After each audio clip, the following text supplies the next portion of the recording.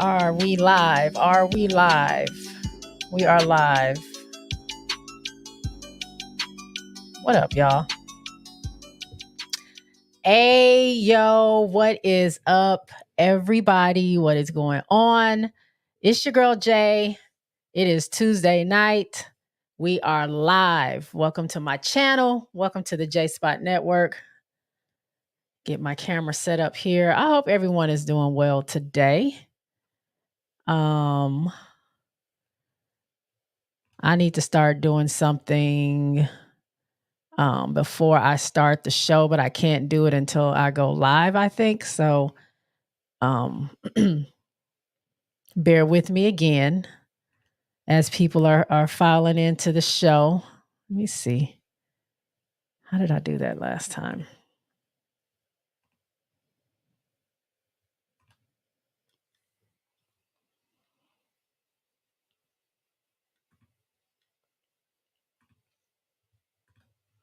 I guess I got to do this every time. All right. All right. I'm here. What up, everybody? What's happening? What's going on? See who's in the house.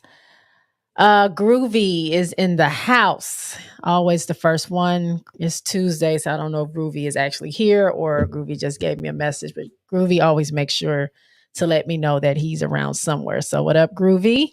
Groovy says what up to everyone else.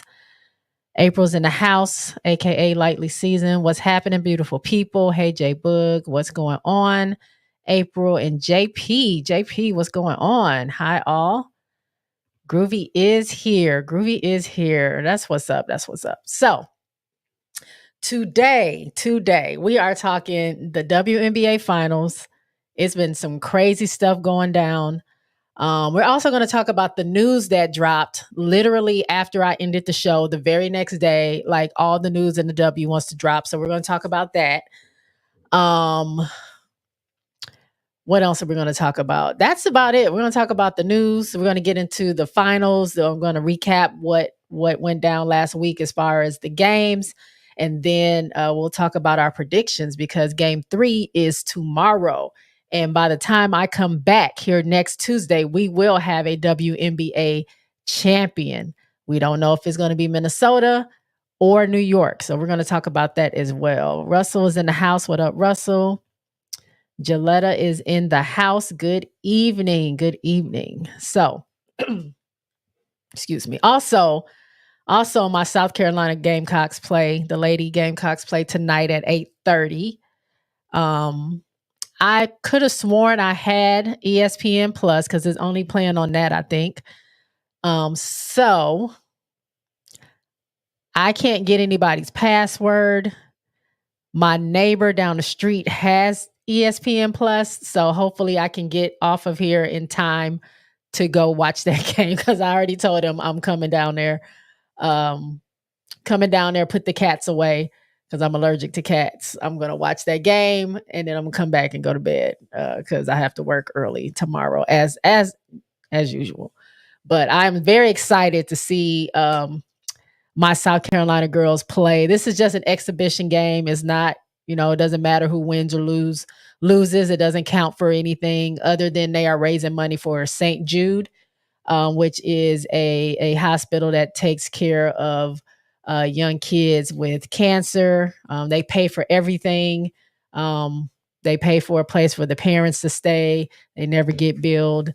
So it's a really good organization to donate to. I believe it's in Memphis. I feel like when I was a kid, we donated to St. Jude for like a big school project or something like that. So it's a really good. I mean, I feel like Dawn Staley is always trying to do something great. So this situation, I'm not saying it's her idea. I'm just saying she's a part of, allowing her team to be a part of this. I think is awesome. So I hope they raise a lot of money. And I'm going to go try to find the game. Russell says, hello, Jay. April says, oh, I have ESPN Plus. Thanks for the info. Yeah, it comes on at 8:30 my time. Wait, did I say 8:30? Is it 8:30? Now I got to look. It'll be 9:30 Eastern, 8:30 my time. And then who are they playing and where? I want to say I have it. Hold on. Let me look. Because I said Memphis and now Memphis is in my head, but that's not who they're playing. Let me see. South Carolina. They are playing. Oh, yeah. They are playing in Memphis. At Memphis. Huh. I didn't know they were going to play where St. Jude is, but I'm trying to find the name of the actual team. I'm assuming it's some Memphis team, but I can't. My thing is not loading.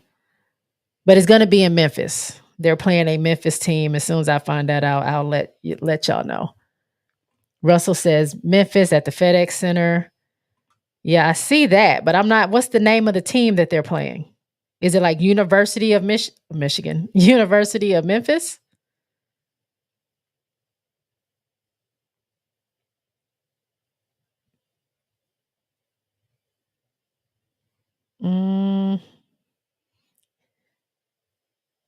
If anybody knows that, go ahead and drop it in the chat. What team are they actually? Oh wait, I think I see it. I mean, this team is Memphis. I guess University of Michigan. Why do I keep saying University of Michigan? Because I'm from Michigan and anytime I think about that, I think about Michigan. They are playing Memphis. I'm assuming University of Memphis. And it's just an exhibition game. So the men are playing UNC right now. Okay. So everybody's in on it. So everybody that's playing tonight, it goes for the St. Jude situation. That'd be dope. They're called the Lady Tigers. Okay. At first I thought you were talking about LSU.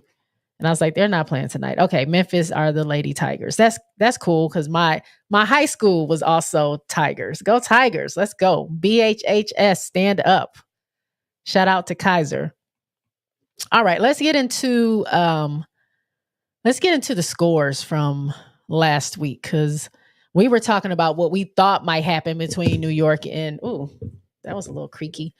New York and Minnesota, but we got to see on last Friday and on Sunday what went down. So, boom, make you a little bit bigger. So,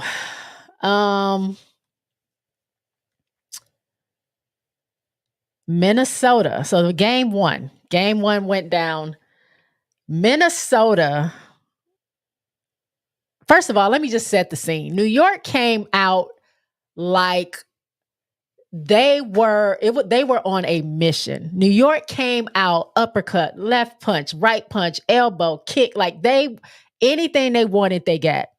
Minnesota was turning over the ball. Minnesota wasn't hitting their shots. Minnesota didn't seem as upbeat and energetic like I expected them to be. Not that they were shabby. It just didn't, New York came out with so much energy. Of course, they're at home.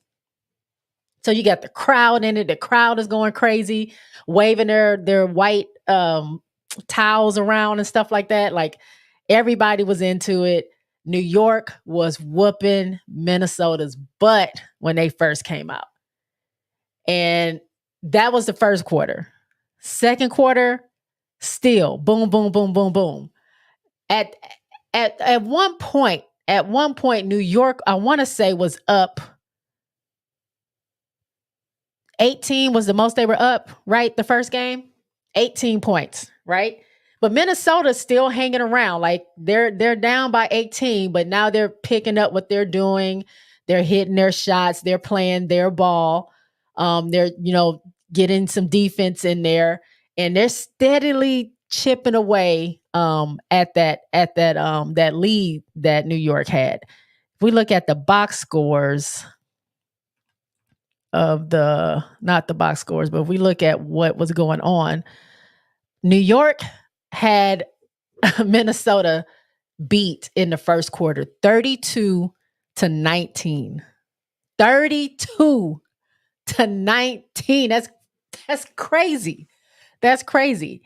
And they kept going, but you can see in the second quarter, Minnesota did beat them in the second quarter 17-12, but I mean, that wasn't enough to beat that deficit. So they go into the half down. But then look what happens in that third quarter. Third quarter, Minnesota comes back 25-24. And going to the fourth quarter with 5 minutes left to go, y'all, New York had came back. New York came out of the fourth quarter ready to go.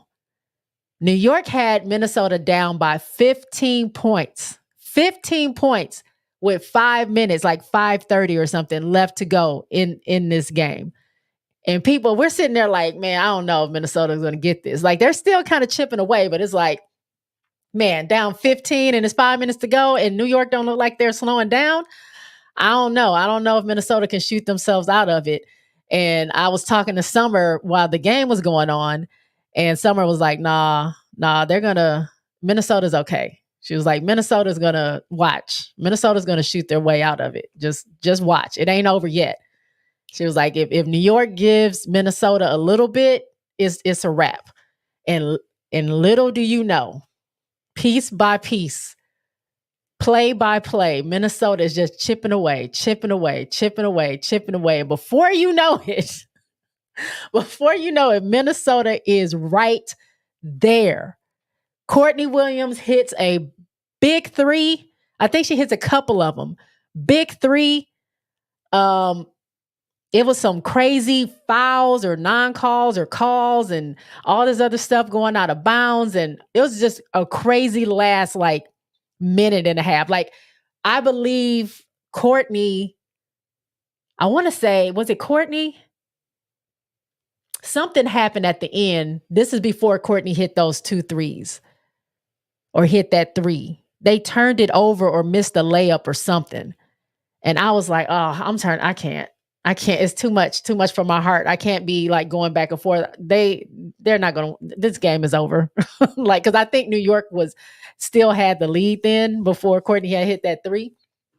I was like, it's like a minute and a half. It's 90 seconds left. She just missed the layup or turned the ball over or whatever. I'm good. I'm just going to turn it off and I'll just check the score later. And then I get a text from Summer, and all she says is Courtney Williams, like in all caps. And I said, uh-oh, what did happen? Turn the TV back on or turn it back to that channel, seeing the replay of Courtney shooting the 3, missing it. They get the offensive rebound, give it back to Courtney. Courtney hits a 3 and gets fouled by Sabrina Ionescu. So now she can get a 4-point play. The crowd is like stunned. The crowd is stunned at this point. They don't know what's going on because New York has been winning this whole time. Courtney hits this 3 and gets her free throw. Now they're up. Then we go to the other end. Stewie's trying to go for a layup. She gets fouled. She misses her second free throw. It was a whole thing. Y'all. Like, it was so much going on in that game. It goes into overtime. And then it's like a whole other thing. Like, it's just crazy. It's just crazy. I might be telling that out of order, but it was so much going on. I couldn't even remember how exactly it went down. But I'm gonna get to the comments and see what y'all talking about real quick. April says, I think if you got ESPN app, you can watch it for free. Don't quote me on that because I have both. All right, I'll check on that. April says, how about them Aces? We talked about the Aces last week, April. We ain't got to talk about the Aces no more. We are going to slightly talk about the Aces with the news that dropped last week. So we are going to get back to them. Summer says, I'm here, friend. Hey, Summer. Bree Wayne is in the house. Hey, Bree Wayne. Lynx got them, gonna get them at home. Summer says, I sure did when she told me to don't worry about Minnesota. They got this.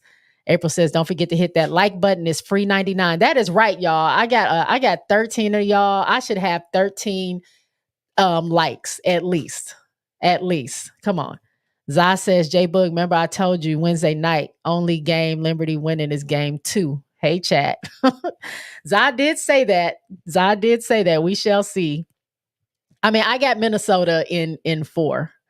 So, I mean, I think they can do it. That means that New York is only going to win game 2. So we shall see, though. April says, hey, Bree Wayne. Summer says, I was crashing out. Zah says, y'all sisters because y'all look alike. Who? Who looks alike? And Bree Wayne is saying something to April. But yeah, they go into overtime. Minnesota beats New York 11-9. We see they won the fourth quarter as well, 23-16. Madness ensues. It was crazy. The crowd, Spike Lee, Jason Sudeikis, however you say his name, they were all up, swag and surfing at first, and then they got hit with that dagger. So Minnesota shut them up real fast. It was crazy. Like it felt like a finals, y'all. It didn't feel like a game 1 of the finals. It felt like game 4 of the finals. Like it's the final. Like this is the last game. Whoever wins takes it all. That's the kind of energy it was giving. I'm gonna see if I can find this. Let me see, game 1 finals. If I can find it and I can show clips of that. If I can find it. Oh, they got the whole thing. Okay, hold on.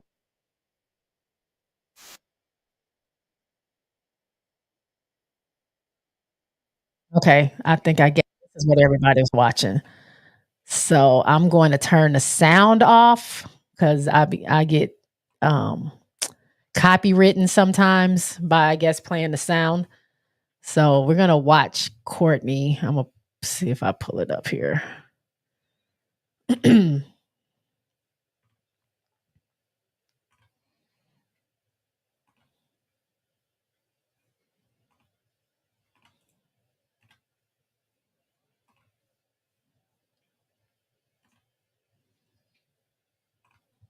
Okay. Boom. All right. So sound is off. But we can see right now, these are just some of Courtney's highlights.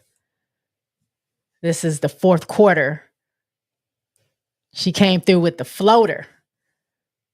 Minnesota is now only down by 3. This is when she took that 3. They got that offensive rebound.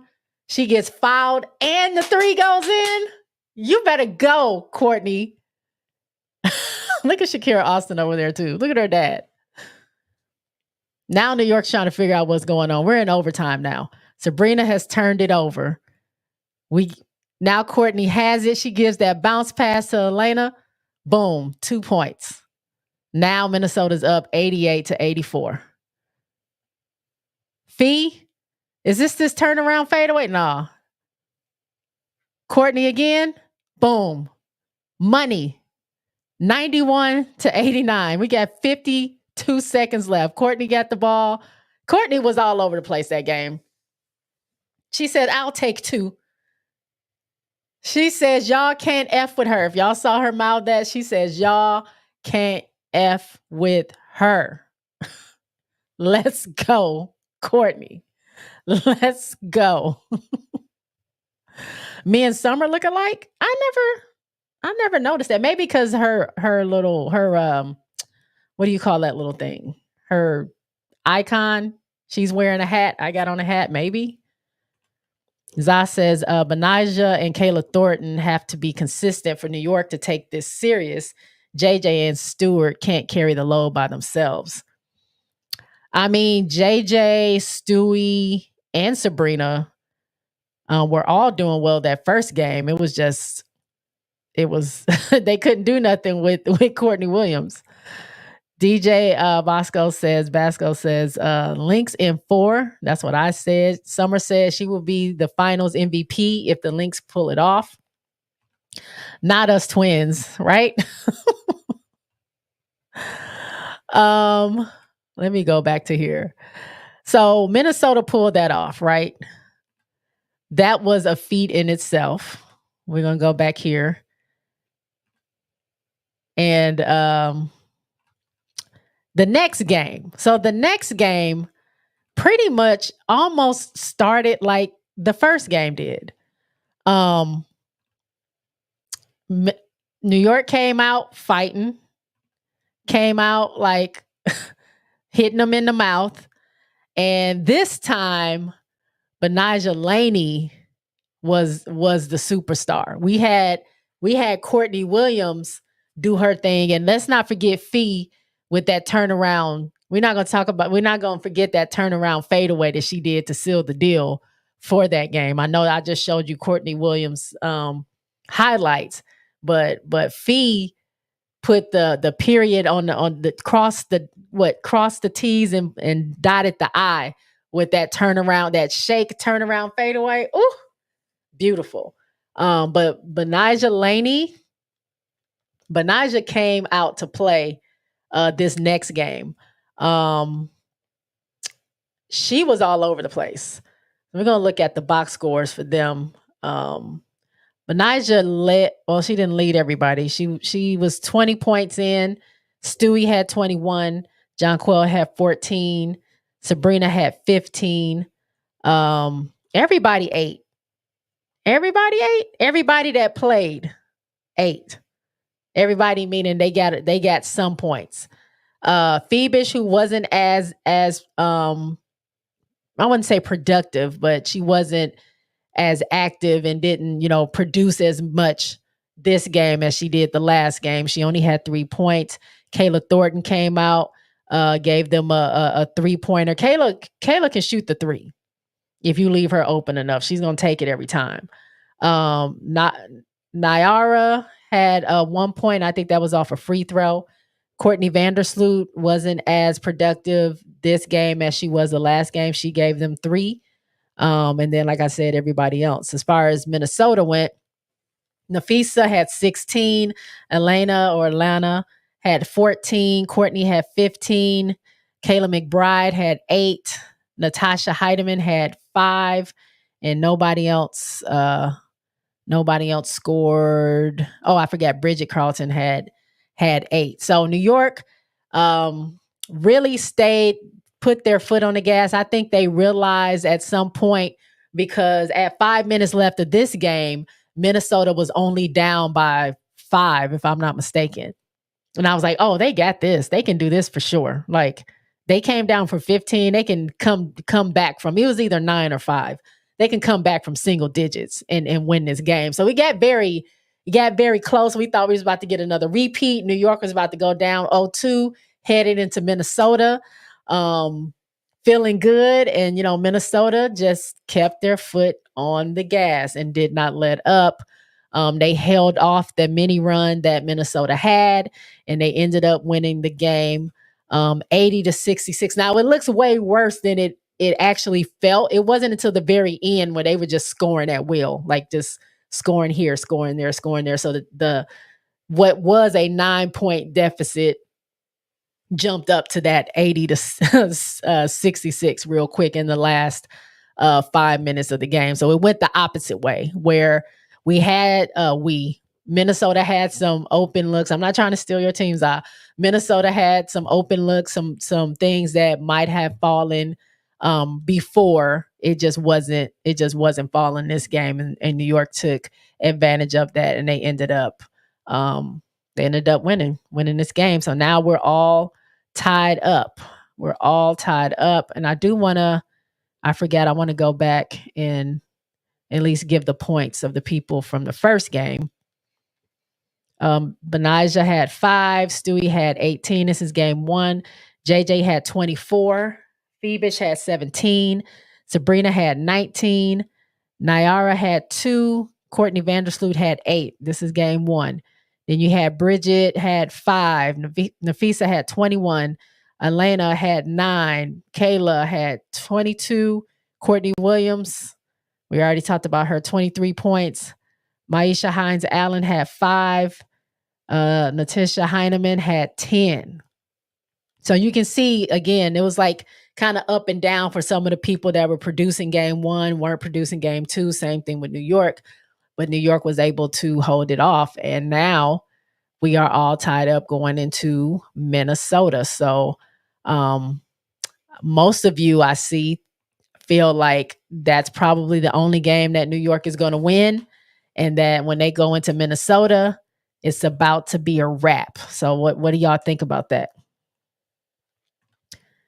April says, let's talk about Minnesota only putting up 66 points in the second game. Yeah, it was a low scoring game.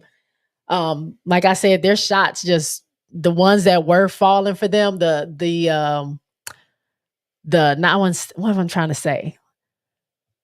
Those, not desperation, but the shots that they needed to fall game 1, they were falling. That fall away 3 getting fouled by Sabrina that Courtney made, like that type of stuff wasn't falling this second game.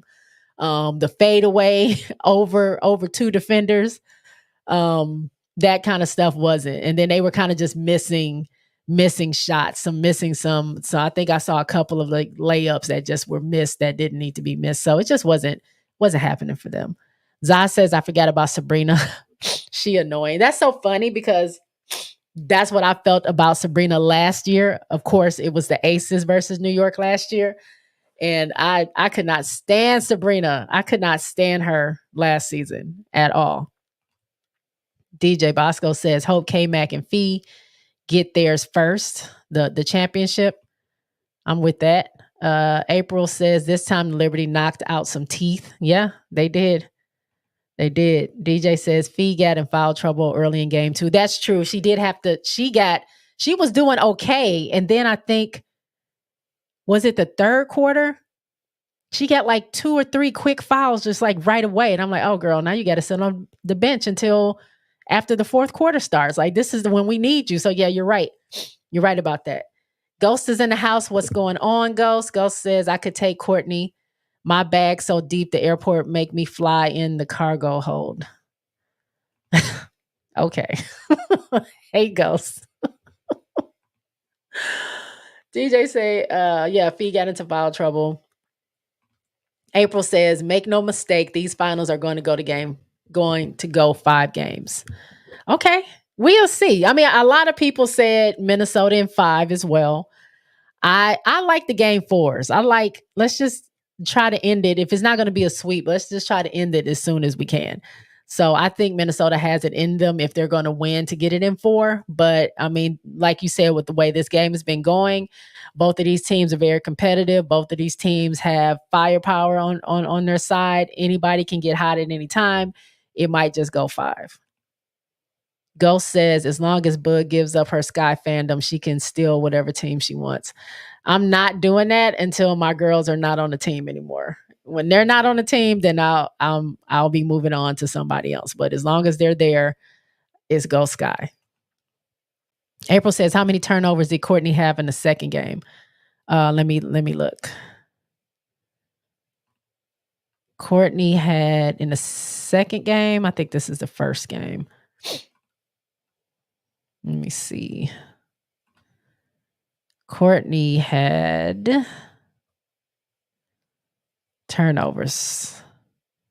Courtney only had 5. Fee had 7.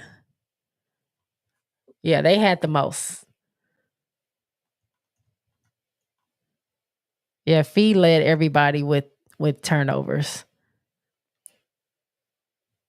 But I think that they count offensive fouls as turnovers as well, right? Or is just turning over the ball. But yeah, Fee had 7.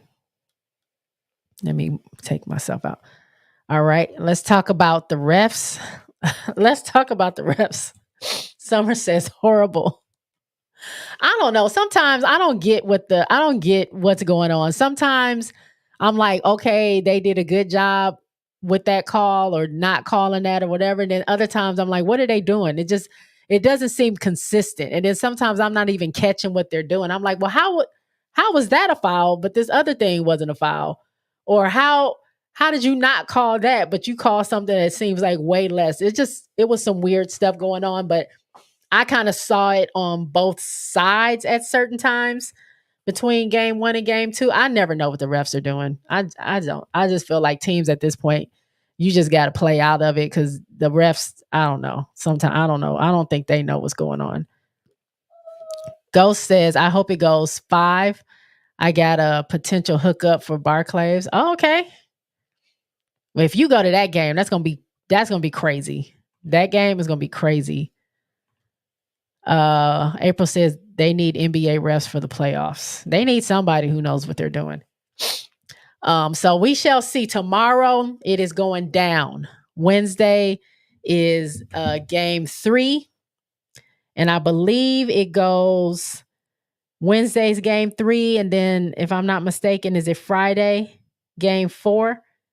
And then if needed, Sunday will be the game. Yeah, game 5.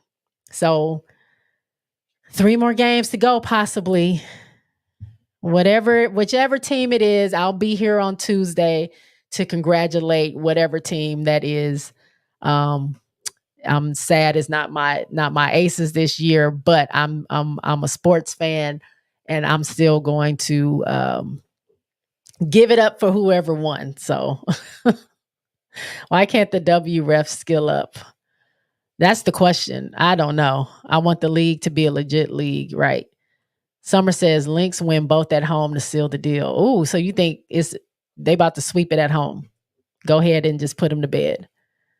And then they gonna do the electric slide as the confetti's falling down. That's gonna add injury to insult. Let me tell you something.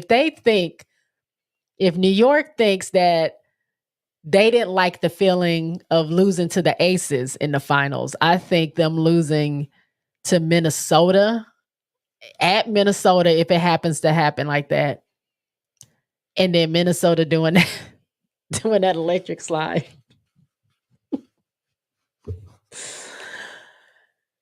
They're gonna be talking about them next season. How that left a bad taste in their mouth. April says, I can't wait for the new playoff format next season. Yeah, we're gonna get into that actually. That now that you mention that. April says, no, New York. New York is gonna steal one there. Okay, April says they're gonna steal one there and take it back to New York. Summer says Minnesota's about to sew it up. Zah says Minnesota's about to sew it up. We shall see. I ain't got a dog in this fight, so it actually kind of feels good to just sit here and watch and see what's going to happen. Ghost says some of them Lynx players electric slide look like it had a power outage. Yes. Now, some of them need to practice. Some of them do need to practice. That you can tell that they don't know what the electric slide is. They never heard of it. And they're confused on what the steps are. So I'm going to let them have it. It was funny because I saw a clip of people asking Nafisa, why do they do the electric slide? And she was like, I don't know. They did it before I got here. And when I got here, I told people to do it. They came after me. So we just been doing it. I think Coach Reeves said they were doing it before she got there. So it's always been a tradition of Minnesota Lynx to do the electric slide. Now, who came up with that? I don't know, but that's what they do. All right, so let's get into news around the dub. And the first thing we have, boom, breaking news. One of my assistant coaches from the Las Vegas Aces, Natalie Nakasi, assistant coach to Becky, along with Tyler on the Las Vegas Aces, is now the head coach of the Golden State Valkyries. Now, I had heard her name tossed around, but I heard it being tossed around for Chicago. I wasn't even thinking about her going to Golden State. Like that, not me. That just wasn't on my radar. I heard Tyler's name tossed around. Her name tossed around, some other coaches' names tossed around. And even just in general, I heard Kurt Miller name tossed around for maybe an expansion team, or, Chicago, or at this point, Atlanta. We got 4 teams that need coaches. Well, 3 teams now. So when I saw that, I was like, what? Okay. Shout out to Natalie. I know how much the Aces love her. I've seen a lot of packages about Natalie being an Aces fan. She's so little. She's such a little lady, but she demands a lot out of her players when you watch them in practice. She is really their like defensive coach. She's really big on that. What? Every time I record, one of y'all has to do something. God, it never fails. I take both of my dogs out. Both of my dogs go out twice before I get in the studio and start this show. And it never fails. One of them always has to go when I'm talking on this mic. They will not go to sleep.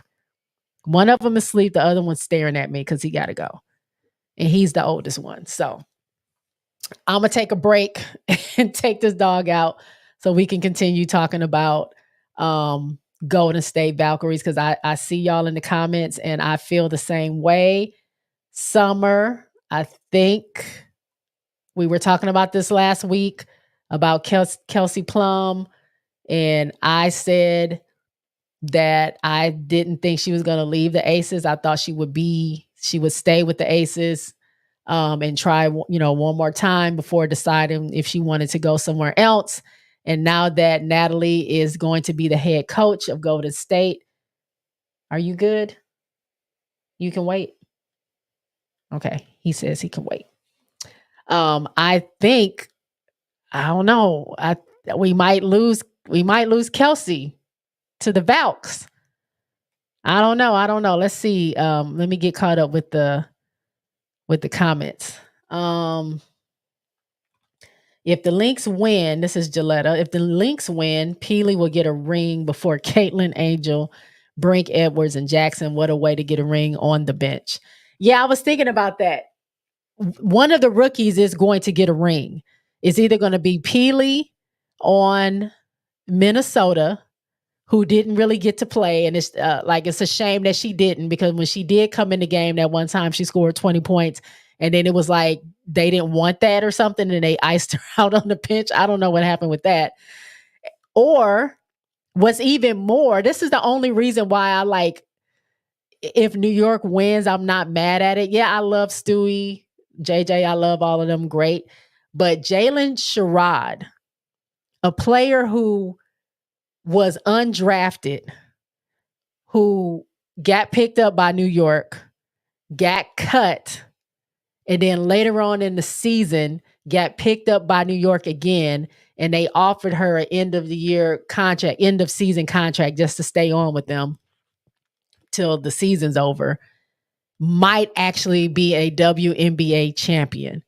And then you got Marquisha Davis, who's also on the team, who doesn't get a lot of playing time, who was drafted straight up by New York,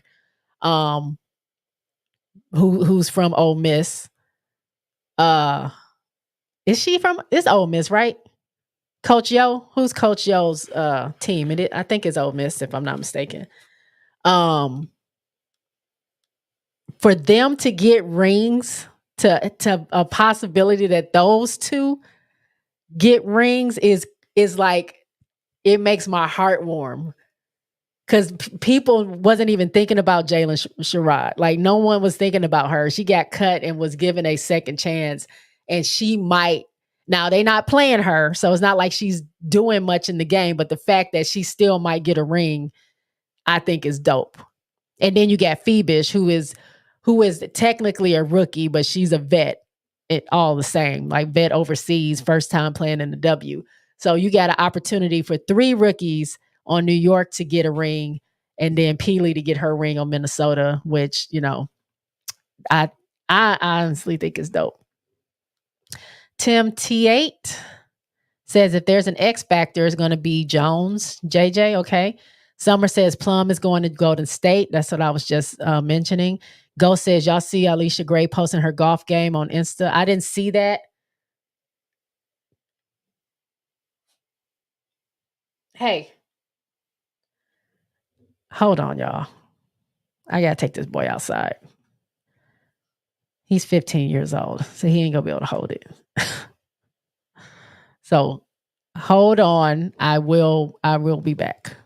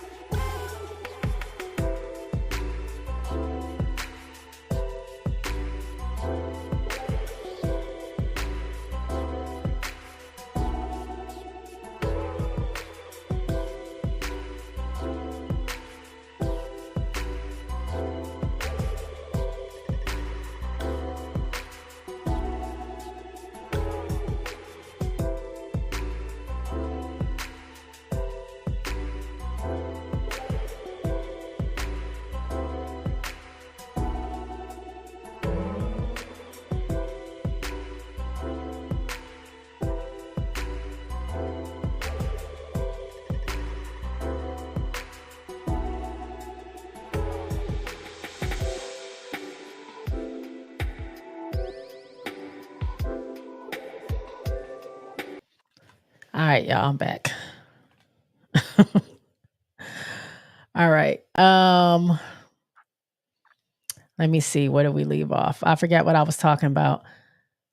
Y'all see Alicia Gray posting her golf game on Insta. I didn't see it. I saw like a little post, but I didn't know exactly what I was looking at. Zah says, I don't agree with the 1-1-1 in the first round. The lower seed should have to win one game to get a game on their home floor. Teams finishing in top 4 deserve to have first 2 games at home. That's also on my list. We'll get into that. Ghost is asking Summer, you think, are they breaking up the Aces? Summer says, I'm excited for Golden State. Ghost says, time for puppy. Depends. One of them will wear diapers. The other one, he won't. If I put diapers on him, he literally stands there until he falls over. And he has arthritis, so I don't even want to put him through that. I'm just happy that he lets me know when he has to go instead of just going, because he can't really hold it. So April says she was an assistant coach for the Aces before Becky was hired as head coach, which has me to believe Becky didn't pick her for her staff.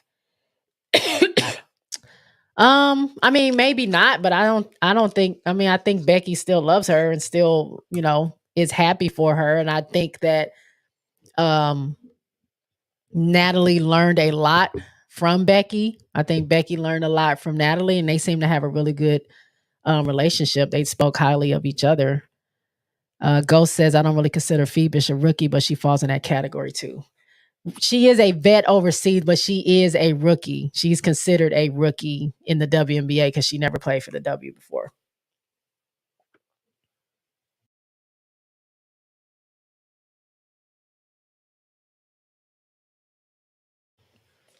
It's the same like with a lot of the first WNBA players. They weren't technically rookies, but they were considered rookies because, the W wasn't a thing before.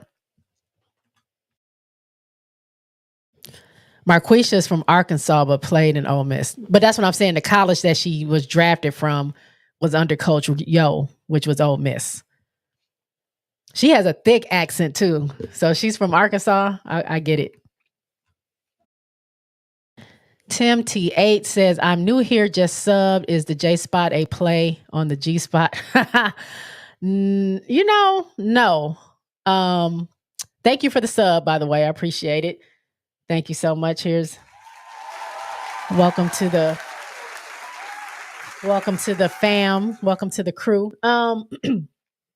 J Spot, I was trying to figure out a name for like a hub of all my stuff. I couldn't think of it, but I don't know if y'all remember the show Girlfriends, but Jones, her club or her little lounge was called J Spot, and it was always just stuck in my head. Now, I don't know if she got it from G Spot, but it just kept popping in my head. JSpotNetwork is the place you go for all things J Bug. It's the spot that you go for all things J Bug, and it just fit to me. So no, it's not a play on G Spot, unless that's what y'all think. But no, I got it from Girlfriends. If you said if so, that's pretty smart. I didn't get it from there, but whatever y'all take it as. April says, welcome, Tim T. She'll have to answer that. I just did. Zai says that intermission beat nice. I can spit some serious bars to that. Okay. We got a freestyler in the house. Now, I mean, if we need to have a freestyle Friday battle on the JSpot Network, you let me know. We get the best of the best to roll up in here. I'll bring y'all up, and we'll I'm not gonna lay down no bars, but I would love to host it. That'll be dope. Tim T8 says, yeah, I'm waiting. I answered it. April says, no doubt. I just thought head coaches pick their own staff. I think if they have some good staff already there and staff that's willing to work with them, then yeah, I think if they come in and they're not really meshing with them, then they might try to, get their own staff. But also Becky was new to the W. I think Bill Laimbeer and Mark Davis's, I guess I would say his vision for what he wanted the Aces to do. It was no bad blood between Bill Laimbeer and how he left it. And so Mark probably said, like, I believe these are some good people, or, she's a good person.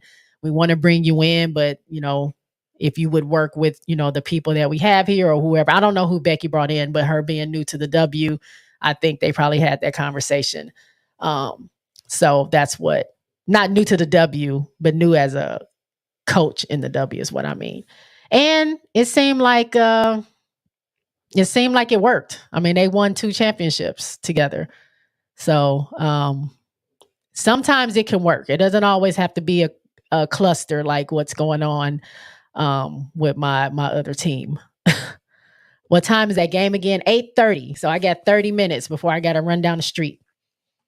Tim T8 said, I like you. Thanks for the answer. Thank you. I appreciate it.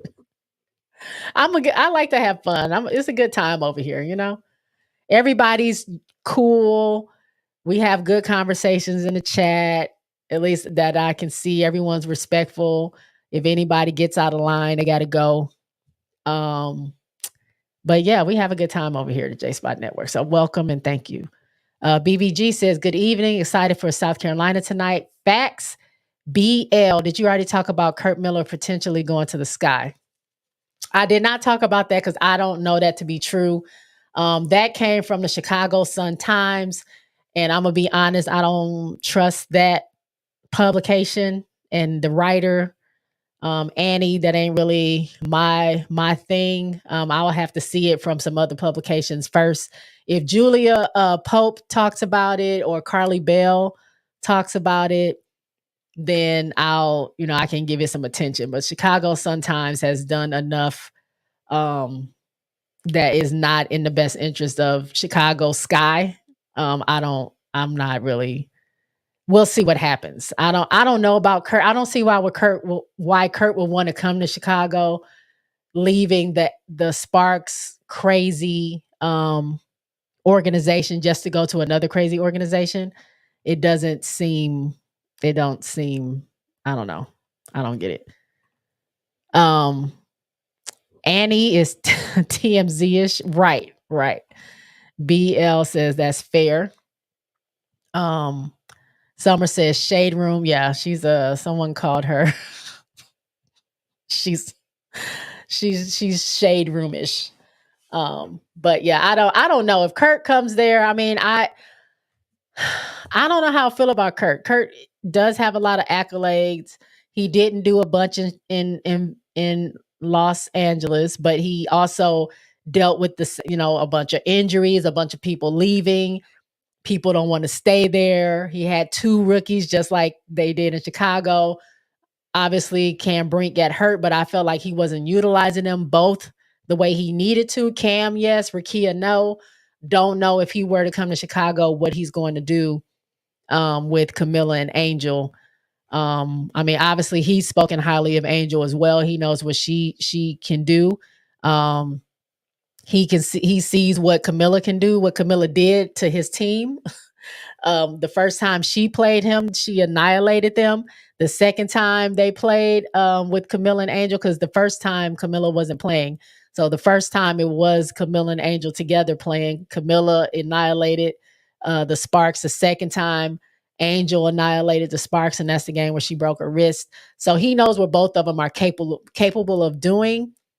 I would think he would utilize them, but I just don't know. I know he used to coach Connecticut, but I wasn't watching that. So I don't really know what he does as a coach. I do know he's been coach of the year before. I do know that he's, like I said, he's had a lot of accolades. He got inducted into the Hall of Fame for coaching, I think, college or something. So, I mean, he's not a scrub, but I just don't know how he would fit in Chicago. He's going to be dealing with those same organizational issues that he was dealing with in Los Angeles. So I don't know. I don't see Kurt meshing well with the current personnel. Yeah, that's kind of like what I think. All right, next up. So here are some dates for y'all to keep. Well, here's some news, not dates. We're going to get to the dates. But here's what we were just talking about, the news that dropped, and I'm going to make this bigger. By the way, go ahead and give me those likes. Give me those likes. If you're not a subscriber and you want to be, go ahead and hit that sub button. It's free. It doesn't cost you anything. It would just help me out a great deal. I appreciate it. I'm going to take this banner off real quick because that's all it says so we can see this. So, starting next season, the first round of the playoffs will go instead of a 2-1, meaning the higher seeded team gets 2 games, game 1 and 2 at home. The lower seeded team gets that 1 if they go to game 3. Now it is going to be 1-1-1, meaning the higher seed team gets. You just went outside. You can sit down. Take a seat. Yeah, talk to these dogs like kids. Sorry. The format will be 1-1-1. Higher seed team will take game 1 and 3. The lower seed team will get game 1. Now, I think I had mentioned this the other week when we were talking about the first round of the playoffs. I felt like if it came down to a game 3, if I'm the higher seed and I make a mistake or whatever, I lose game 2. I don't want to go to the lower seeds home to play my last playoff game, to play my game 3. I want my crowd behind me if that were to happen. So I was like, I don't know why they just don't do the 1-1-1. But also I get what Zal was saying. Like if you're a lower seed team, you need to earn your right, win one of those games so it can go to a game 3. Like, if you're that good of a team, you got to earn your right to get your game to be at your place because you're a lower seeded team.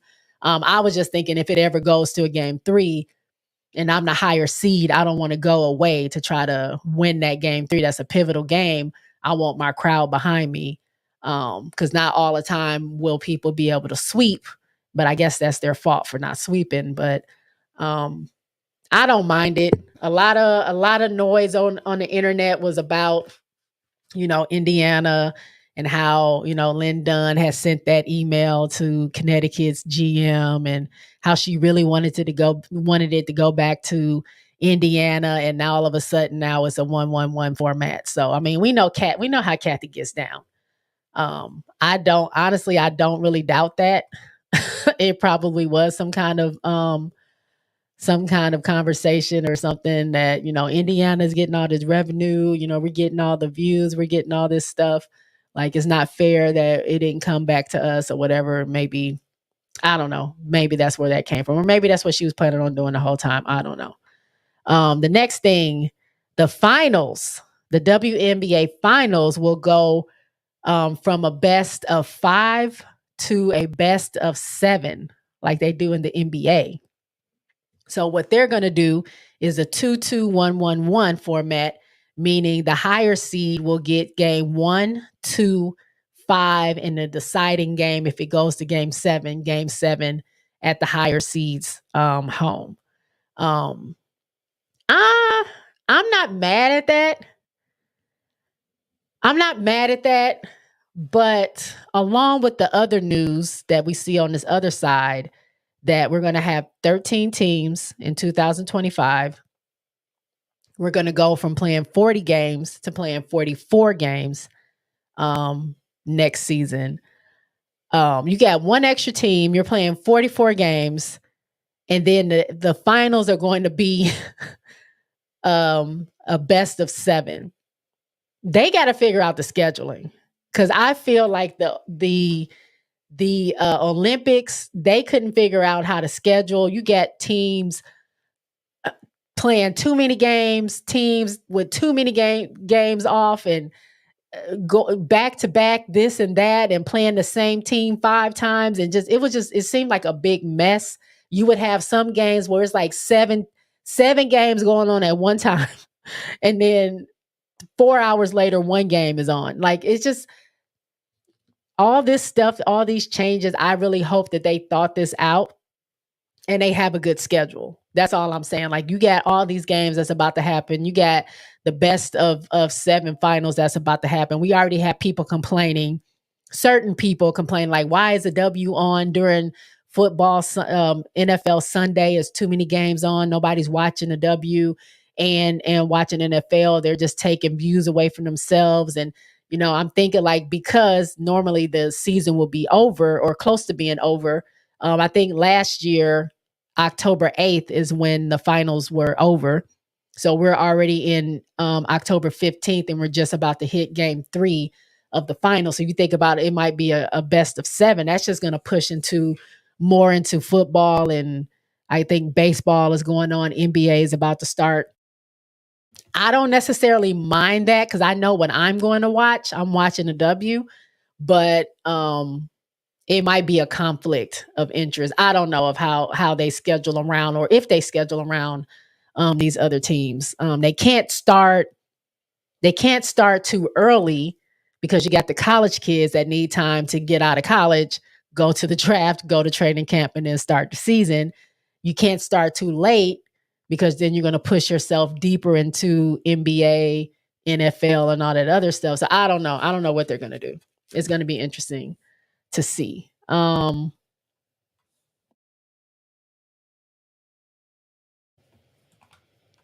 T8 says Sides stays as the Fever head coach.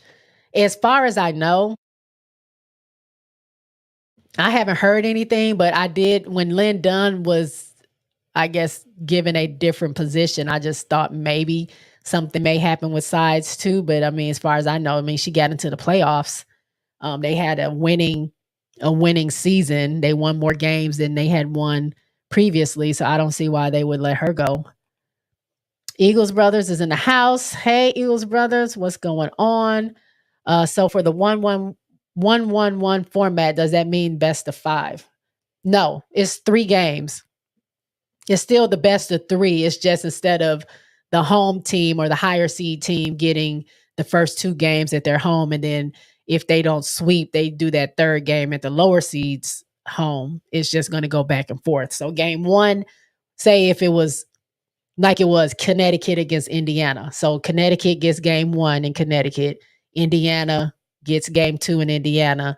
And if Indiana won that game, then they'll go back to Connecticut for game 3. If Connecticut won both games, Indiana will get beat on their home floor. But at least I guess they would have a game there. So I guess.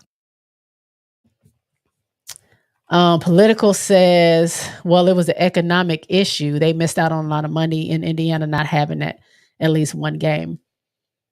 I mean, that's fine. I mean, win a game. I mean, I don't know. I know it was an economic issue. Like, I know they were planning on having a lot of fans there and the businesses were getting ready. And I know if they had the game there, it was going to be a big economical push because, Indiana loves them some Indiana fever and, of course, Caitlin Clark. So they were going to come out for that.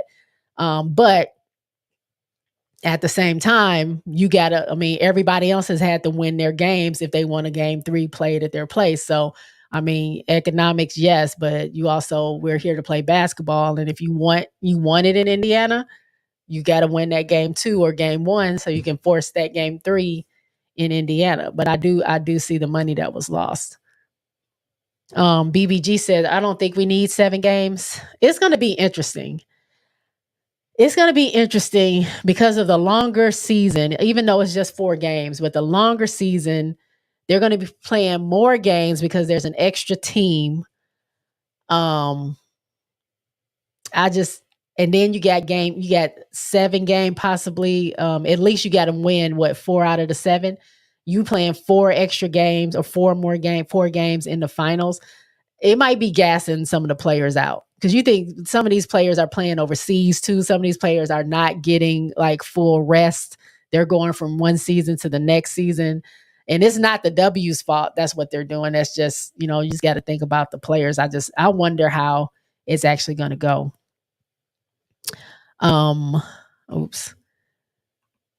BBG says, and what if the finals are like Golden State versus Connecticut? Woo, the travel and the scheduling 5 games on at a time. Yeah, that's true.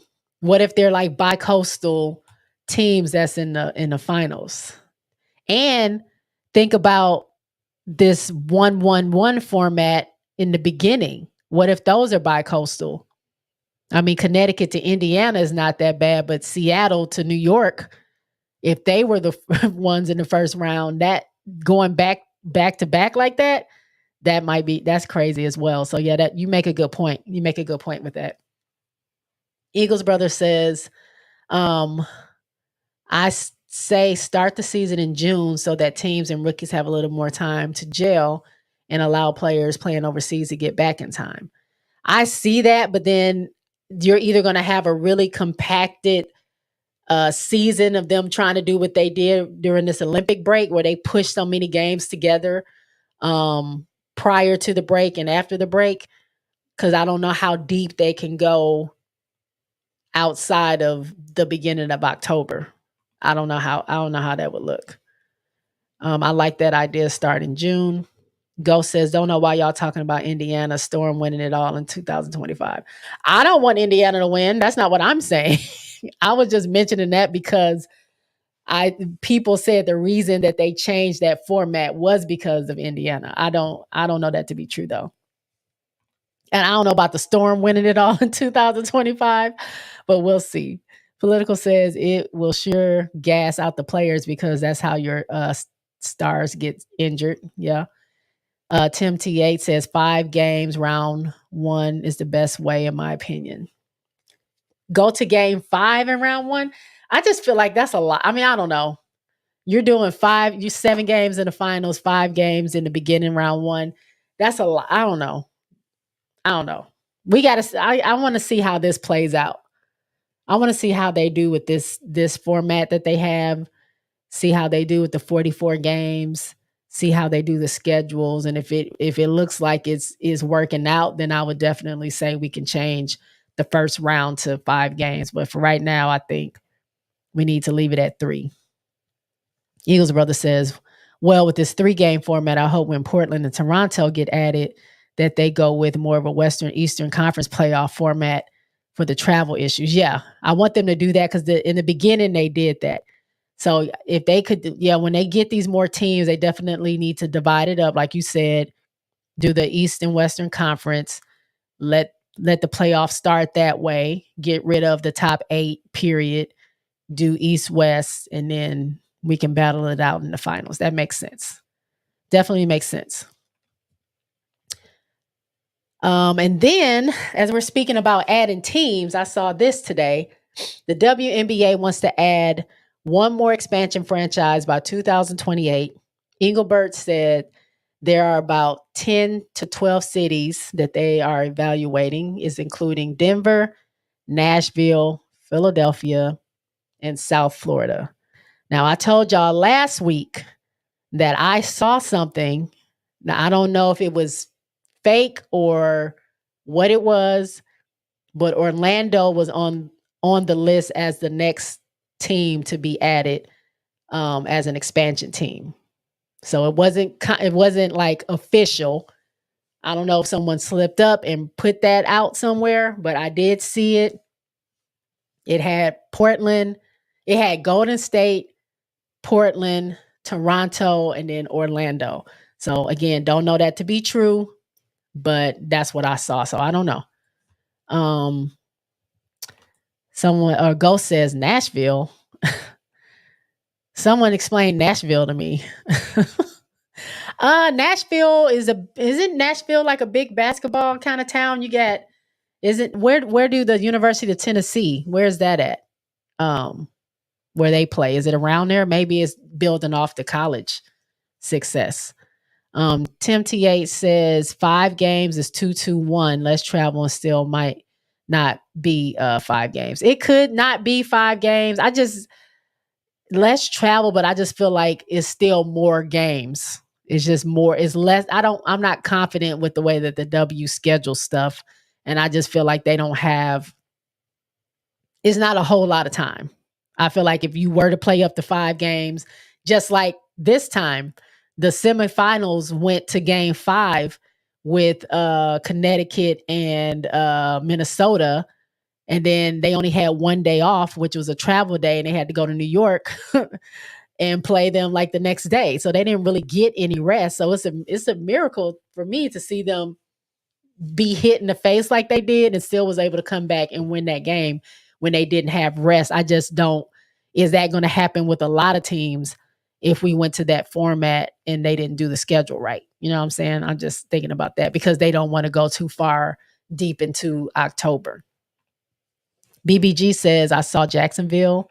Political Lil says, I think Nashville would be a good market.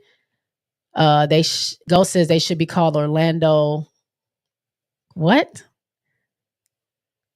Calrissus? What is that? Calrissus? What is that? Who is that? Ghost says Knoxville is UT. Oh, okay. Knoxville, Tennessee. Eagles Brother says, I just don't think Orlando or Florida are good women's sports destinations. Florida sports always have attendance issues. And what about hurricane season? You're right, because summertime, hurricane season starts the end of summer through November. So, I mean, technically, yes, but I don't know. I mean, with the way climate is right now, it could be an issue. Ghost says Memphis is a basketball town. It straddles Arkansas and Tennessee line. Oh, here you go. Ghost says it's a Star Wars joke. Bug, I don't know nothing about no Star Wars. You saw me up here struggling, trying to figure out what this was, and it was a Star Wars joke. I ain't gonna get that. All right, some dates that we have, guys. So the WNBA lottery draft, meaning the draft between the bottom 4, I was gonna say stores, the bottom 4 teams that will get lottery picks. It is LA, it's Chicago, it is Dallas, and Washington. Right?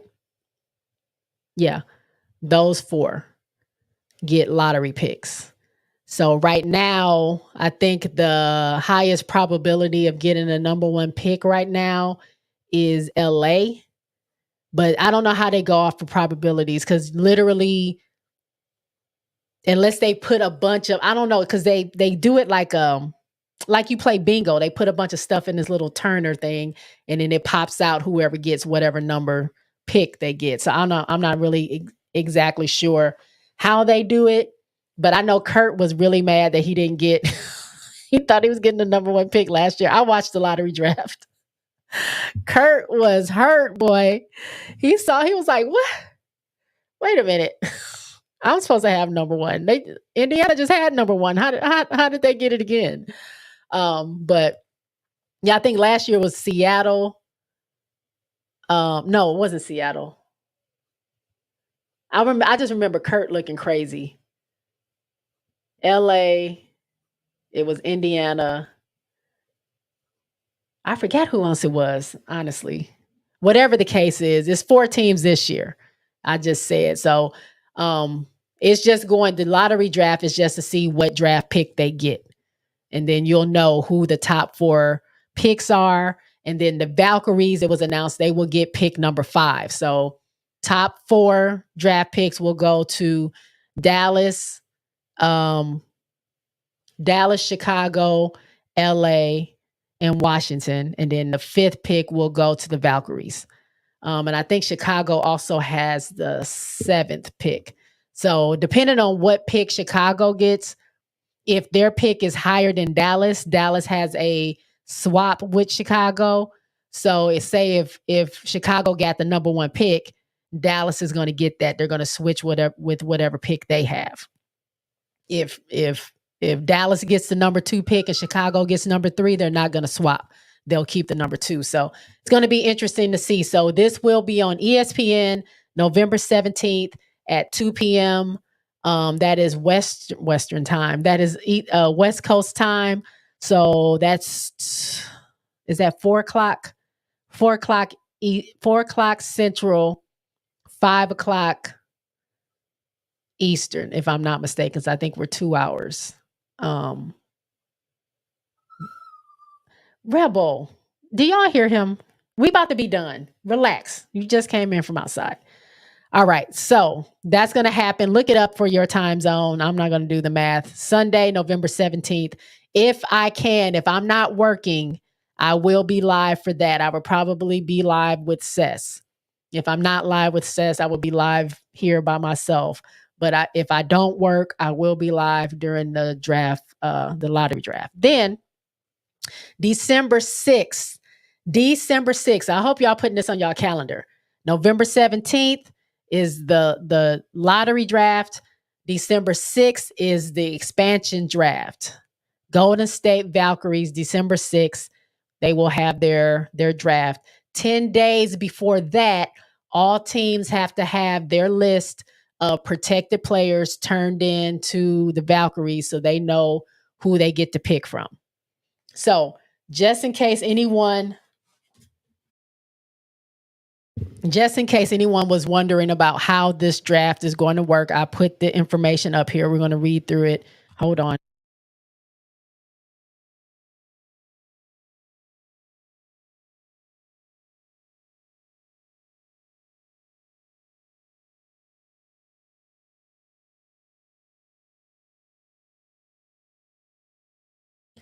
All right, I'm going to try to read through this fast so I can get down the street for the game.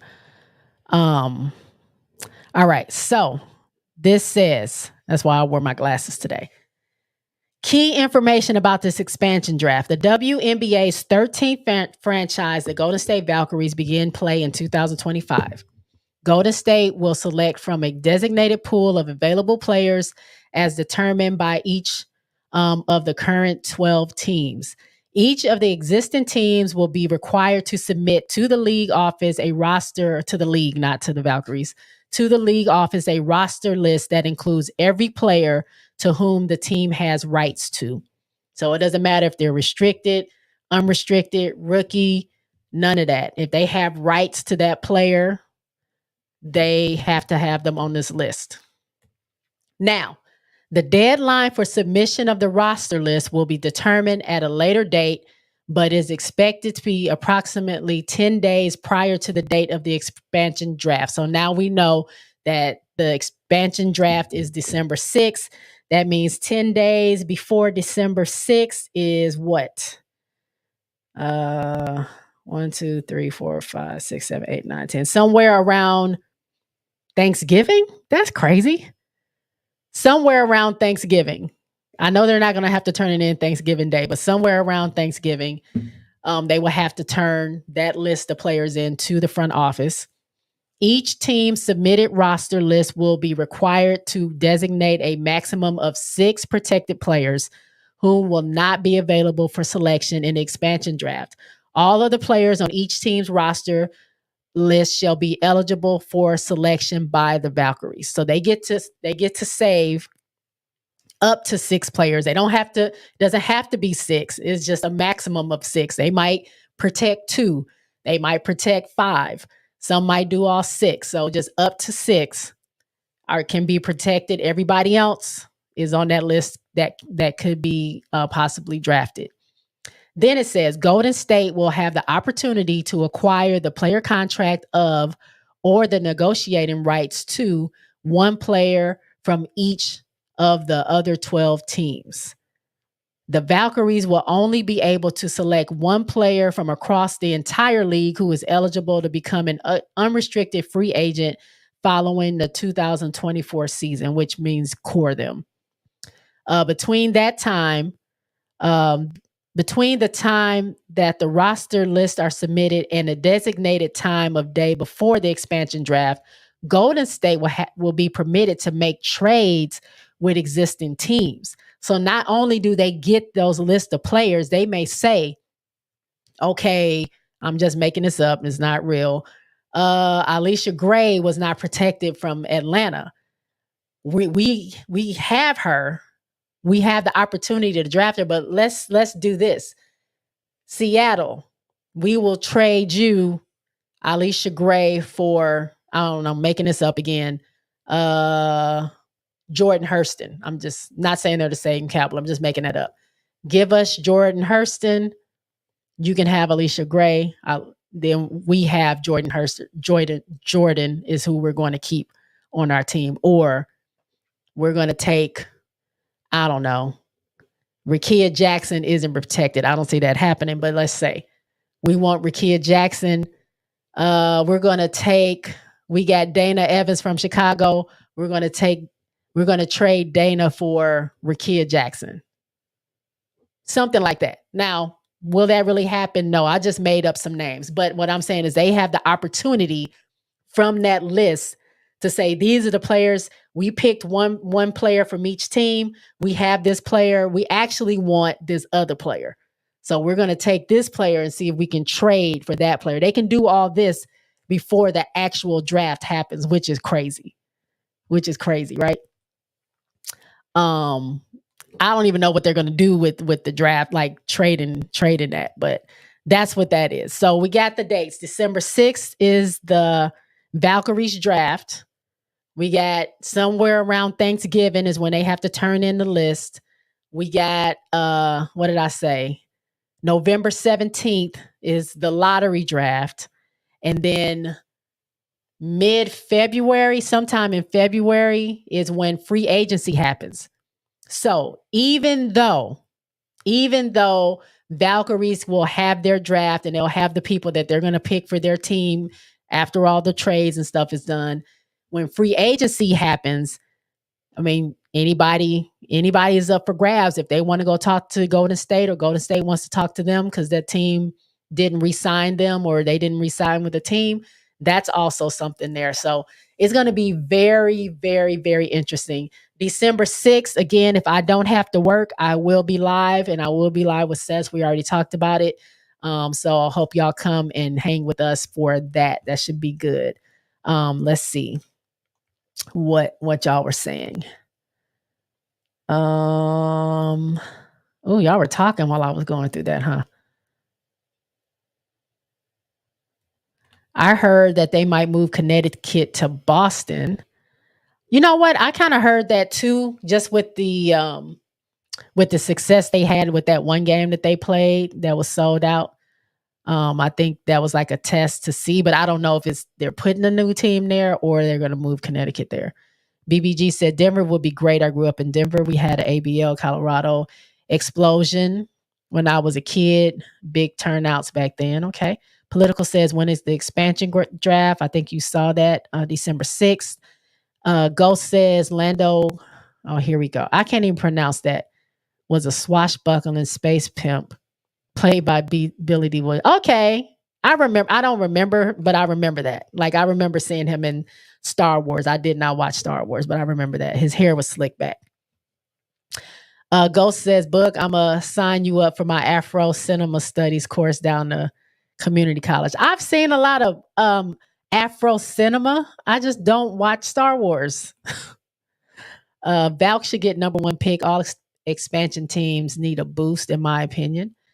I think, honestly, the way they have it set up, the Valkyries have their pick of whoever they want outside of the protected players, which they wouldn't get in the first place because they're not available. So I think it's really dope that they can pick some of the best players in the W through their expansion draft, and then they get the number 5 pick. I don't know if they necessarily need the first pick, because obviously the teams that are doing bad already, who we don't even know what the Golden State is going to be.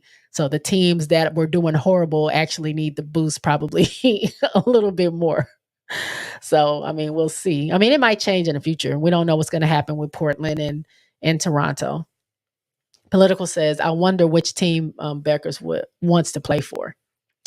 She's kind of made hints about a lot of different places. I think she'd be happy in LA.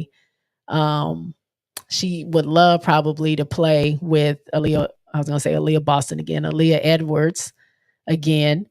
But I mean, I don't know. She hasn't really said, and I'm sure she won't really tell us where she really wants to be.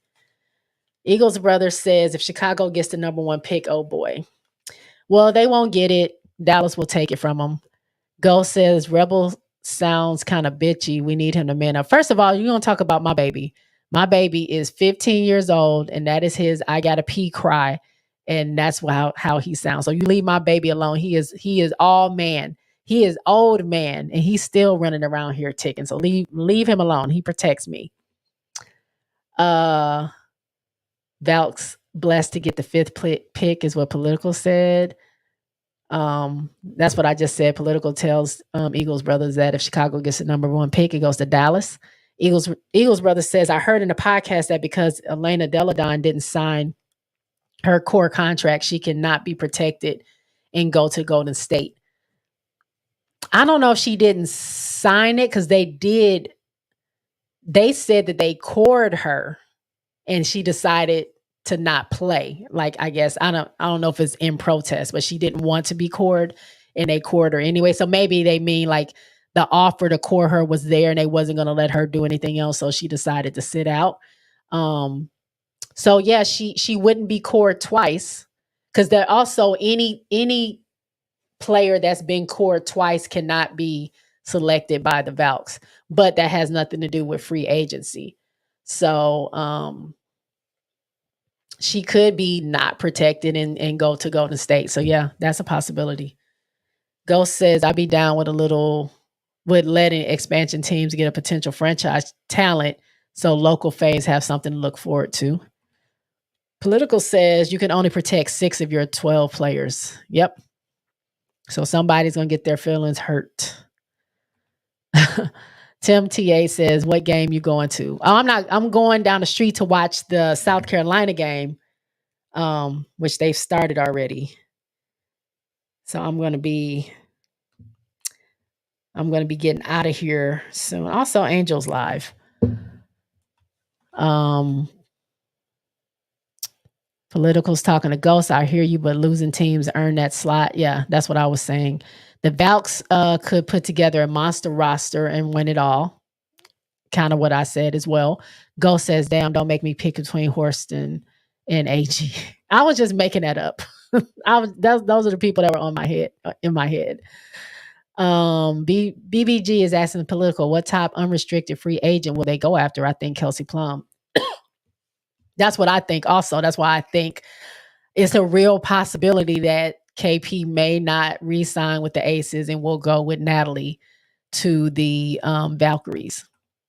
BBG says, and I still think they may try to go after Kennedy. You're saying Valkyries you think might go after Kennedy? It's a possibility too, if they don't protect her for sure. Political says, I don't see Chicago protecting Kennedy. It's up and down. It's so up and down. I don't know what's going on with that franchise. Ghost says, Satu is the top free agent, but I think the Wings will core her. Well, Satu says she's not leaving Dallas. So, I mean, I'm sure money talks. If Valkyries is offering her some money, she might decide to, but she says she's not leaving Dallas. So if that's the case, then the Wings might end up coring her, but they'll definitely protect her. BBG says Satu don't fit their play style. Zah says, listen, Mitchell going to Golden State is going to be up. I want Mitchell to come to Chicago. I really do. BBG says, I think Chicago will protect Kennedy because she has trade value. That part too. I don't see any teams. The ones that they don't protect are the ones they feel like they won't get as much value from. They're going to protect the ones they want to keep, of course, but they also are going to protect the ones where they feel like even if they don't sign them, at least they'll get something for them versus just letting them go free in a way. So someone else had mentioned that about Courtney, about Kennedy. Of course, I want Kennedy to stay in Chicago. Ghost says, I don't understand the court thing. There's a 2-year limit and it can only be done once or something. It can only be done twice. Now, I don't fully understand it, but if you read the CBA, which I've read through it, but I haven't I don't remember every single point in it, but it explains what core means and how many times you can core and what players do with core and all that other stuff. So I might get an expert excerpt of that and bring that to the next show. So everybody will understand what core means, but you can look it up. If you search Her Hoop Stats has the CBA explained. Like if you just Google WNBA CBA or collective bargaining agreement, it'll probably pop up and you want to look for the one from Her Hoop Stats. And it'll explain it there. Ghost says Boston better than that trash casino they got in the Sun now. BBG says Valks want to run and gun play and play defense. I like what Nakasi stands for. She sounds like an apathetic leader, just what young players need. Yep. Political says, I think Chicago will protect Dana, Izzy. What? Okay, sorry. Dana, Izzy, Michaela, Camilla, Ewell, and the Shields. I don't agree with that. I think they're going to protect Camilla, Angel.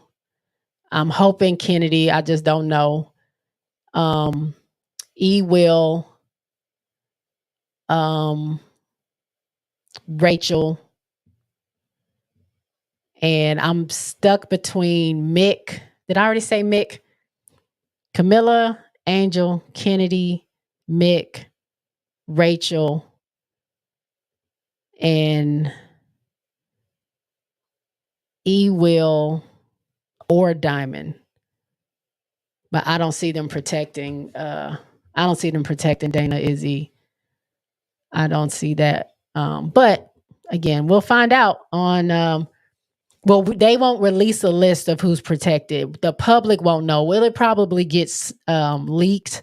Somebody's going to get the list and it's going to be put on the internet for everybody to see, but they're not making it public. The only thing we will know is who the Valkyries chose, and they only choose one player from each team. So they could, pick, I don't know, Breezy from Chicago. We would never know if Dana and Izzy were protected or not. So I guess we'll find out when we find out. Ghost says it's hilarious to me that Chicago protecting Evans. I don't see that. I don't see that happening. I know there's a lot of talk about Jeff and what he wants and what he doesn't want. I don't I don't think he wants to revert back to surrounding or having a team surrounded or be formed around Dana. I don't see that. I don't even think she should be point guard. If they're going to do anything, if they keep her there, put her back as the 2 guard and not the point guard. But then in that case, I don't know. I don't know. I don't even want to go into all the speculation because it makes my head dizzy. No way they don't protect Angel. Yeah, Angel's getting protected. I know again there's a lot of talk about what's going on there, but there's no way you don't protect, just like we were saying that they would probably protect Kennedy because you get more value, even if they decide that they're going to let Angel go out of her contract. You would be stupid to not trade for her. Like, you just don't let that go. You just don't. So I don't see them not protecting her either. Zah says they're not going to protect the Shields, and that's my girl. Diago, we need Miller in the Valks. Hi, Diago, if I'm saying that right. I want, again, Chicago upsets me. If they were acting right, I want Miller and Angel to stay in Chicago. I think I've made that clear.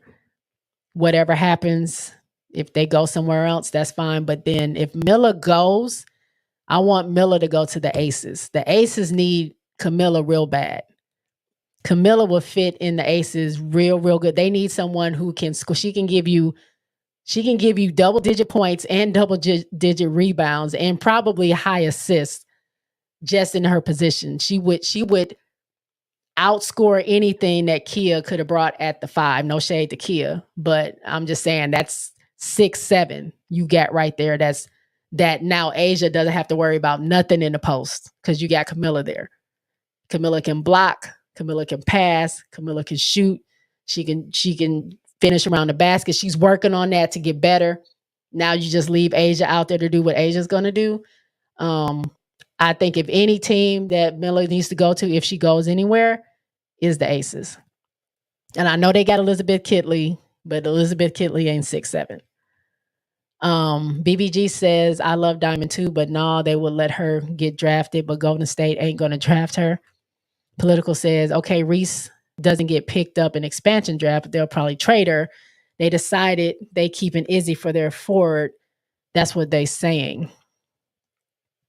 I mean, they can keep her, but they need more than one forward. So I don't think them keeping Izzy means they're not keeping Angel. You still got to have multiple players in those positions. I don't know. I don't like the idea of Angel and Camilla not being utilized where they are. They are there. I think they were drafted for a reason. I don't like the whole talk about that. But again, I don't know what they're going to do. So we will see what happens. And you might be right, Political. I don't know. BBG says, but they can keep them both. That's what I just said. Political says, as I think the GM wants to protect all the championship players. That's what he indicated. Yeah, but okay. I don't know. I don't know. RC is finally in the building as I'm getting ready to leave. RC says, JSpot, hey, what y'all talking about? Just popping through. We were just talking about the Valks and what we think is going to happen with protected players. And we got on Chicago as usual. BBG says it's not showing on ESPN Plus yet. It's not? I thought it was coming on at 8:30. Did I get my times mixed up? Let me see. Maybe it's like pregame or something is 8:30.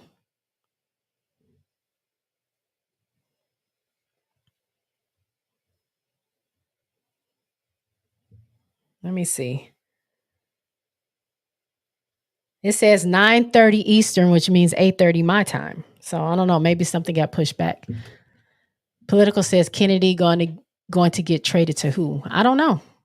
I don't want her going anywhere. I want her to stay in Chicago with Angel and Camilla. I'm just saying, if they're going to let her go, they would trade for her. Kennedy's not a horrible player. Like, she's really, really good. A team would probably love to have someone that could like outrun everybody.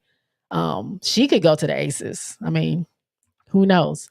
BBG says, I want Kennedy in Chicago too. If they do right by her, the Mac connection was strong. Yes. Mac all day. Give me Mac all day. I want that. And then add an R in there too for I was gonna call her. What is that girl's name? I call her Big Mama. Rachel. I was about to call her Rebecca. I call her Big Mama so much I forgot her real name, but add an R in there for Rachel as well.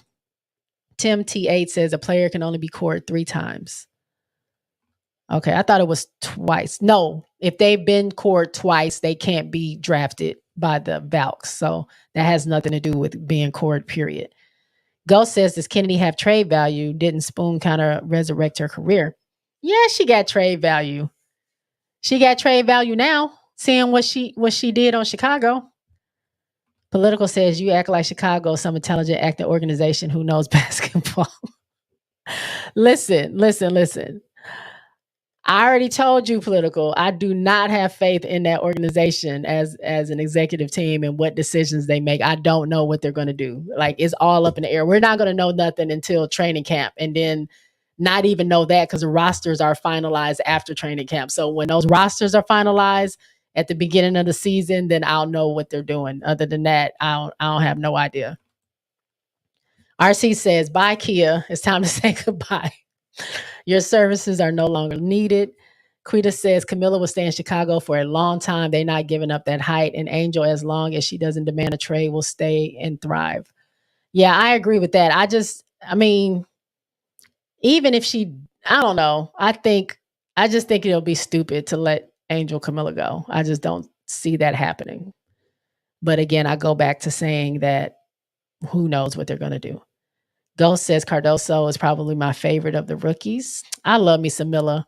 I don't know if y'all follow her on TikTok, but she's been doing these vlogs. She's in China right now, showing us where she lives and the food that they eat and their practice facility. It was real cute. According to Jeff, he was not happy. Teaspoon was terminated for not playing those championship players. How? The championship players she was playing they weren't winning. Like, they were slowing down the game. They were starting the games off 20, 30 points down.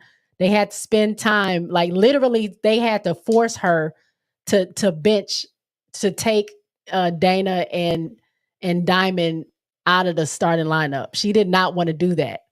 She was in press conferences getting grilled about why won't you change the lineup? Why won't you change the lineup? Kennedy comes off the bench and gives a spark. Why won't you change the lineup? Do y'all remember when she walked out of that conference? She said, I'm not changing nothing. And then the next day it changed. But she went through 12 games of them starting. And then she puts them in the game. And I'm no shade to Dana, or Diamond, but Dana has the worst plus minus of anybody on that team. When she's in the game, they just don't do as well when she's in the game. So I mean, what else do you want? What else do you want her to do? Like, it's not like she's benching them or not putting them in and she's stunting them from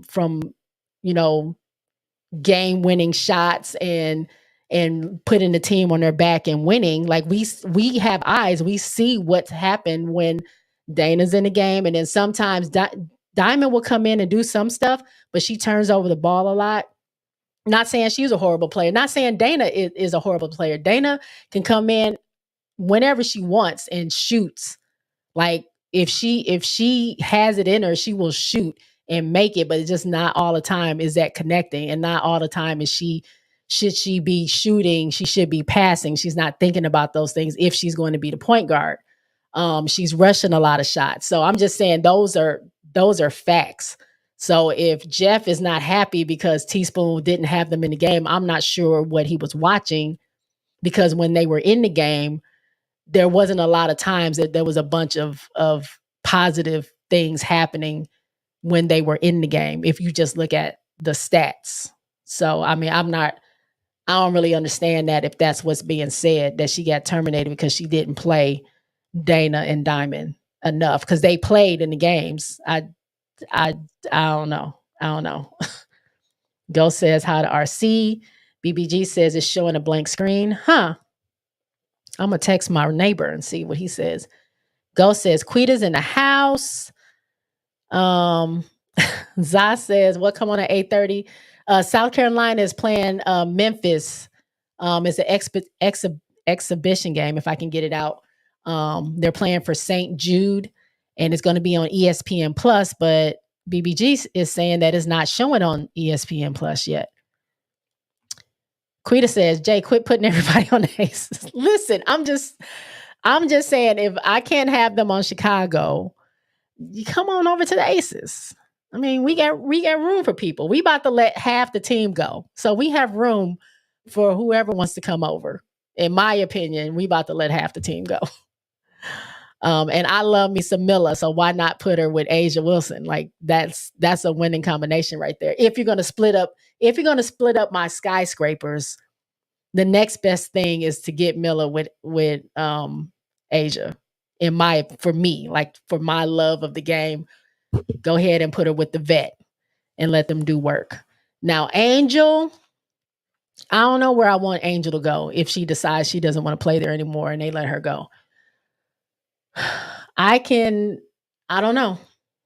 At first I was saying maybe Phoenix. I don't know what's going on with DT, but I think her and Kalia Copper over there may be, a good team. If BG is still playing, that's a good 5 for her.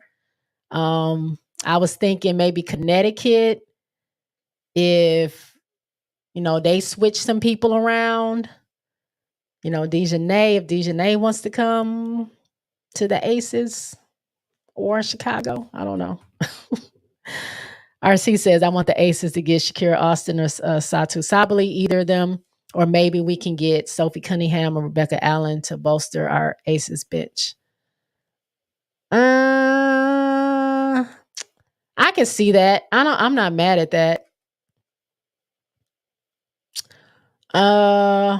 I don't know, just because, they said Satu can play the 3 as well. I don't know. It just depends on who they get, who we let go and who we get, because Asia is technically, they have her as a center, but she's not. She's a 4.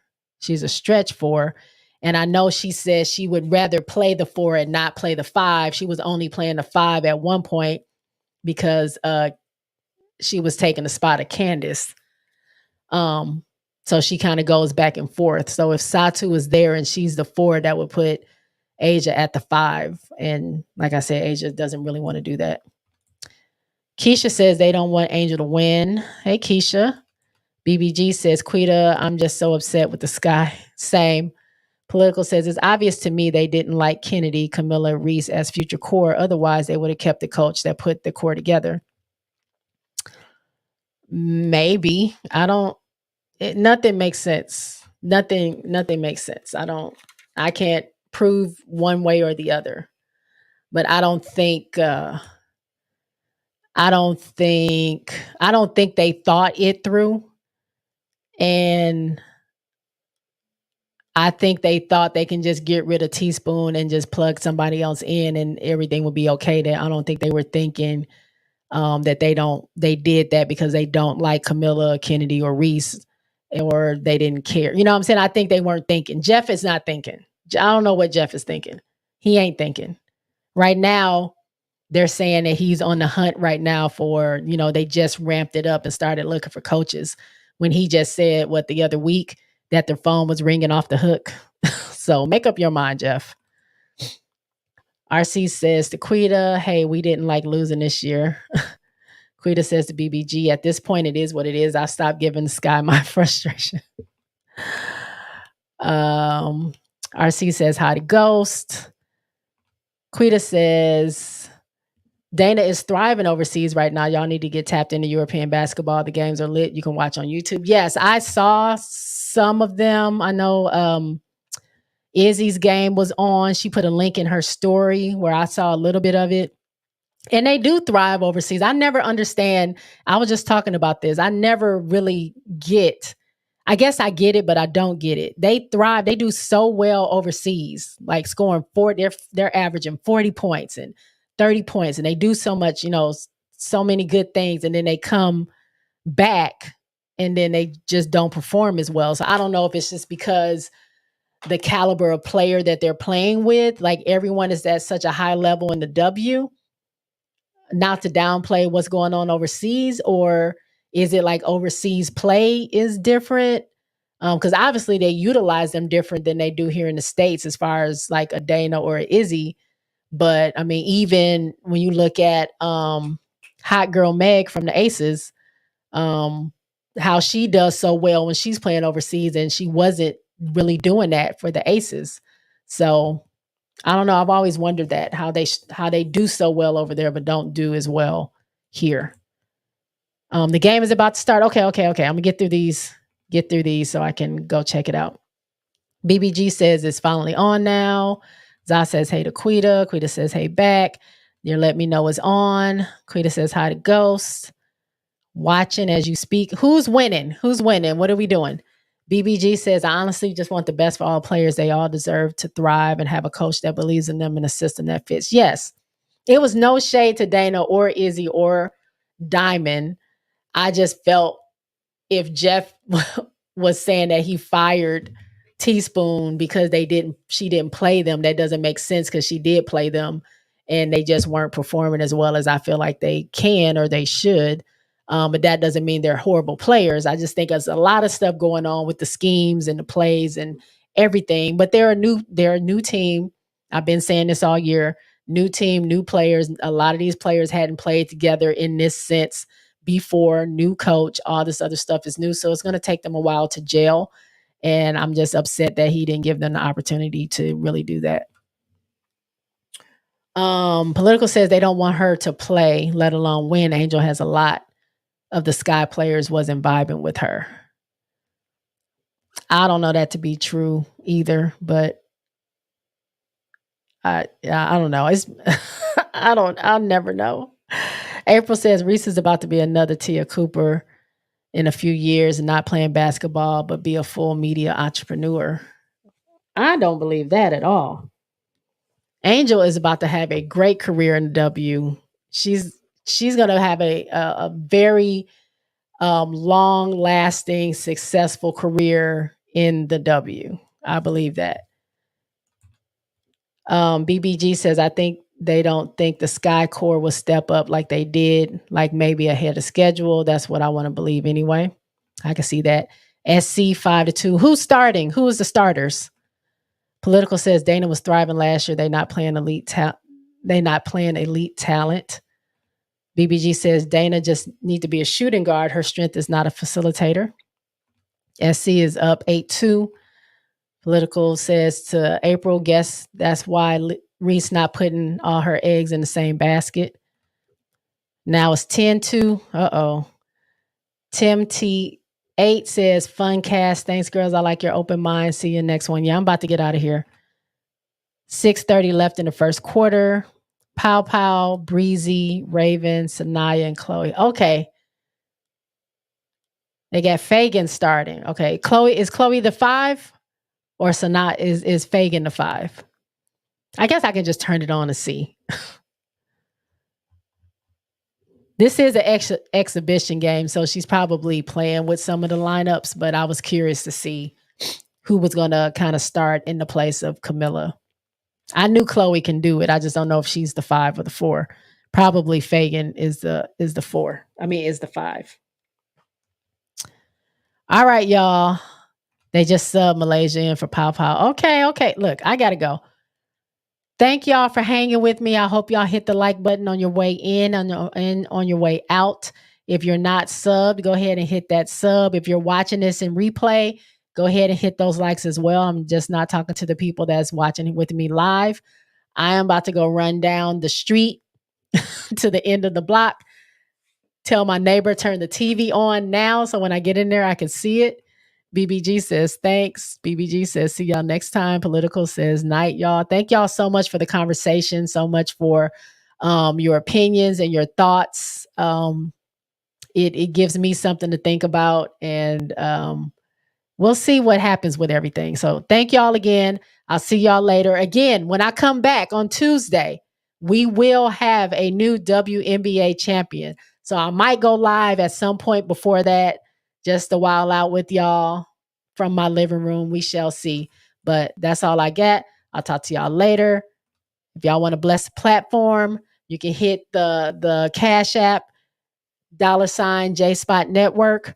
If you just want to hit the sub, that's free. Go ahead and do that. I'll talk to y'all later. Peace out.